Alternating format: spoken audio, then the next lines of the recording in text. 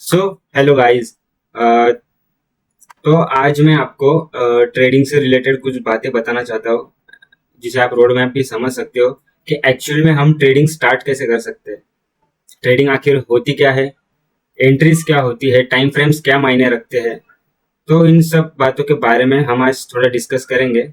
इसके 3 पार्ट्स बनाऊंगा मैं, जिसमें आपको बेसिक्स, फिर डबल बेसिक्स, या फिर basics, intermediate and advance level के 3 कॉन्सेप्ट्स होंगे, जिससे आप ट्रेडिंग को एक बेहतर तरीके से समझ पाओगे।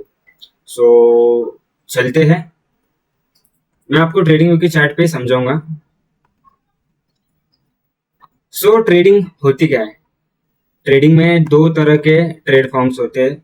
होते तो बहुत सारे तरह के हैं, बट जो दो रहते हैं, एक मेन जिसे हम पोजीशंस भी बोल सकते हैं, एक तो short position, short term trading, long term trading.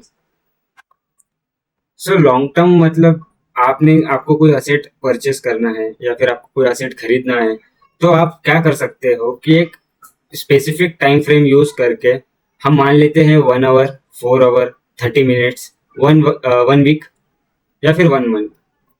तो बेसिकली इन टाइम फ्रेम्स पे हम पोजीशंस लगा देते हैं और होल्डिंग की जाती है, जिसे हम लॉन्ग टर्म बोल सकते हैं। शॉर्ट टर्म जैसे 5 मिनट्स, 3 मिनट्स, 15 मिनट्स, जिसे हम डे ट्रेडिंग में भी जानते हैं।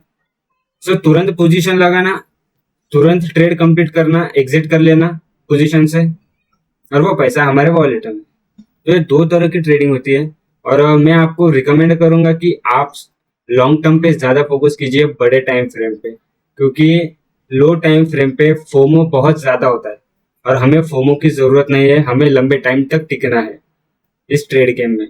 अभी तो शुरुआत है। आने वाले दौर में जब आप एक बार मार्केट को अच्छी तरह समझ लोगे कि स्ट्रक्चर्स कैसे वर्क करते हैं, लिक्विडिटी क्या होती है, ऑपरेटर्स क्या रहते हैं, आईएफसी कैंडल्स क्या होती है, मतलब बेसिक बेसिक चीज़ें जो है वो क्या होती है, आपको पहले बेस समझना पड़ेगा। देन उसके बाद में आप ट्रेडिंग कर सकते हो। अभी ट्रेडिंग की कैसे जाती है या फिर ट्रेडिंग होती क्या है। बेसिकली ट्रेडिंग मतलब हमारा पैसा मार्केट में लगाना और कुछ वक्त के बाद में वो पैसा निकाल लेना। इसे ट्रेडिंग कहते हैं एक सिंपल भाषा में। आज आप 3 मिनट पे या फिर 5 मिनट में कोई एंट्री लगा रहे हो, एंड देन उसके बाद में आपका टारगेट टेक प्रॉफिट लगा के हो या फिर ओन एंट्री क्लोज हो, आप वो कर सकते हो। और वो करने के बाद आप एंट्री एग्जिट कर लोगे, एंड देन उसके बाद में आपका जो पैसा रहेगा वो आपके ब्रोकर में जमा हो जाएगा। देन आप उसके बाद में विड्रॉ कर सकते हो। बट ये सब करने के लिए भी हमें मार्केट को अच्छी तरह जानना रहता है, पहचानना रहता है कि मार्केट वर्क कैसे करेगा। इसमें आप सिंपल बेसिक सी चीजें क्या कर सकते हो।